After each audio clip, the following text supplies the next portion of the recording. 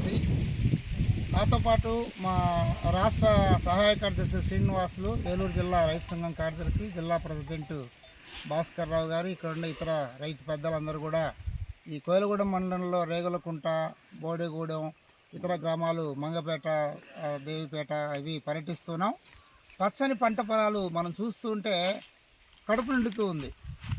కానీ ఇలాంటి పచ్చని పంట పొలాల్లో ఇక్కడ ఏలూరు ఎంపీ గారు సుధాకర్ యాదవ్ గారు, మహేష్ యాదవ్ గారు న్యావి ఆయుధ డిపో పెడతారట. మరి ఏం సాధిద్దామని చెప్పేసి ఆలోచిస్తున్నారు.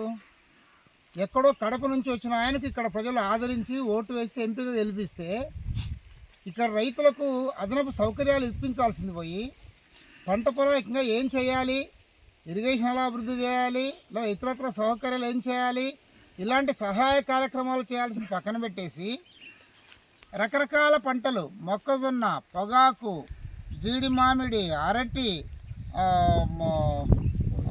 కూరగాయలు, రకరకాల పంటలు, బహుళ పంటలు పండే ఈ భూములను 2 పంటలు పండుతున్నాయి.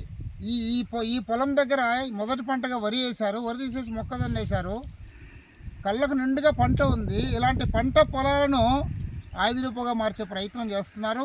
ఇది ఏమాత్రం అంగీకారం కాదు. ఇది మొత్తం మేము గ్రామాల్లో పర్యటిస్తున్నాం. ప్రతి గ్రామంలో ప్రతి రైతు ఒకే మాట చెప్తున్నాడు, మా ప్రాణాలు పోయినా సరే ఈ భూములు వదులుకోం, ఈ భూములు మాకు సర్వస్వం, ఈ భూములే మాకు జీవనాధారం, తరతరాలుగా ఈ భూములు బతుకుతున్నాం, మా రాబోయే తరాలు ఈ భూములు బతకాలని చెప్పేసి వాళ్ళు కోరుకుంటున్నారు. అలాంటి భూముల విషయంలో ఆయుధ డిపో పెడతామని చెప్పేసి అనడం చాలా అన్యాయమైన మాట అని చెప్పేసి మేము భావిస్తున్నాం. 2013 భూసేకరణ చట్టం చెప్పింది, బహుళ పంటలు పండే భూముల్లో ఎలాంటి పరిశ్రమలు పెట్టొద్దు, భూసేకరణ చేయొద్దు అని చెప్పింది. ఎక్కడ ఇలాంటి పెట్టదలిస్తే పంటలు పండని భూములు ఎక్కడో వెతకండి, అక్కడ పెట్టండి, అభ్యంతరం ఏముంది. పంటలు పండని భూములు పక్కన పెట్టేసి బంగారు పంటలు పండే ఈ భూముల్లో ఆయుధ డిపో పెట్టడం ఏమాత్రం సమస్య కాదు. అందుకని ఆంధ్రప్రదేశ్ రైతు సంఘం మొత్తం ఈ ప్రాంతంలోని 5-6 గ్రామాల ప్రజలకు అండగా నిలుస్తుంది, రైతులకు అండగా నిలుస్తుంది.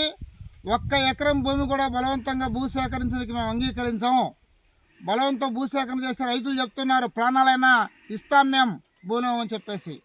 ఆ రకంగా రైతుల ప్రాణాలు తీయడానికి మీరు సిద్ధంగా ఉన్నారని చెప్పేసి ప్రభుత్వాన్ని ప్రశ్నిస్తున్నాం. ఇది ఏమాత్రం న్యాయం కాదు. ఆ రకంగా ఇక్కడ కాకుండా పంటలు పండని భూములు ఎక్కడున్నా ఎత్తుక్కోండి, అక్కడ పెట్టండి, అది మార్గం తప్ప బలవంతం చేయడం ఏమాత్రం సరైనది కాదని చెప్పేసి ప్రభుత్వానికి తెలియజేస్తున్నాను.